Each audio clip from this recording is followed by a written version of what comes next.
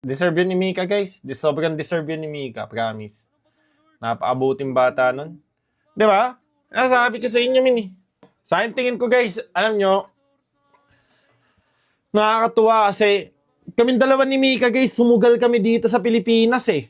Alam mo yun, nasa ibang bansa kami, sumugal kami, tapos tignan mo na saan na kami, di ba? Oh, di ba? Nakakatuwa lang, guys. Sa akin, ha? Nakakatuwa. Congrats, Mika. You deserve everything that you have right now. Okay? Nanguna ka pa nag-champion kaysa kay H2O. Wow!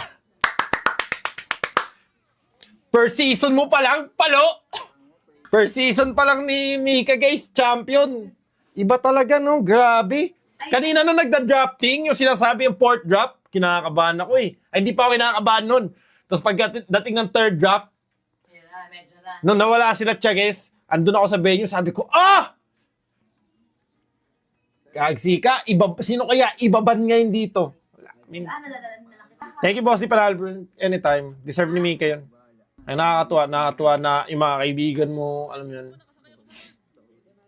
Sa konting tulong na igagawa ko, na alam yun. Nakakatuwa, guys. I'm happy for Mika. Sana may kaibigan kayong katulad ko. Joke lang. Sana, guys, may kaibigan kayong katulad ko. Nakakatuwa. Na susuportahan kayo.